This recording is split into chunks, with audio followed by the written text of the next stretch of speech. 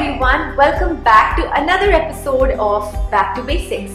In the last episode, I showed you guys how I correct and conceal my skin.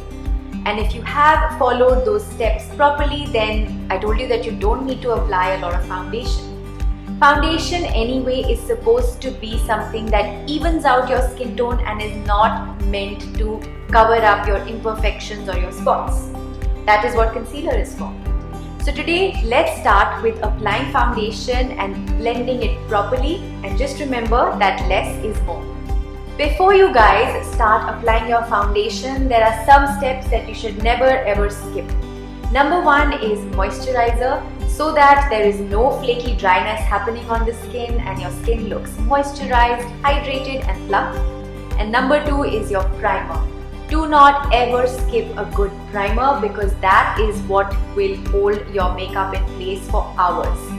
It is the layer that you need between your skin and the foundation so that it fills up any pores that you might have, fine lines or wrinkles. So once the essential skin prep is done and you have applied your corrector and concealer, your face is ready for foundation. I've taken the MILANI Conceal & Perfect 2-in-1 foundation, and I made sure that I got a shade which is closest to my skin tone and undertone. This is called medium beige. Now you can use your fingers, use a brush or a damp sponge to apply your foundation, whatever works for you.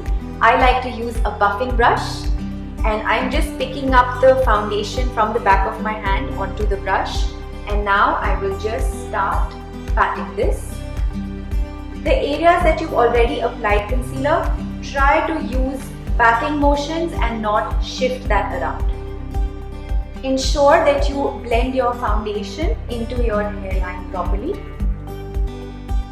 Take it down your neck as well. Even when you think that you have blended your foundation enough, just blend it a little more so that things look even more natural and seamless. As you apply your foundation, there may be times when you think that your skin looks a bit dehydrated or there are dry patches coming up. You can take a rose water mist, this one is from KHADI Essentials, and just spray it while you're doing your foundation so that it starts looking hydrated and maybe the dry patches can settle down.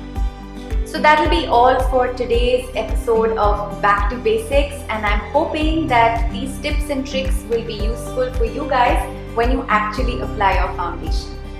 In the next episode, I will be teaching you how to properly set your makeup with powder and makeup setting spray. I hope that you enjoyed this video, and I will be back here again very soon. Bye guys!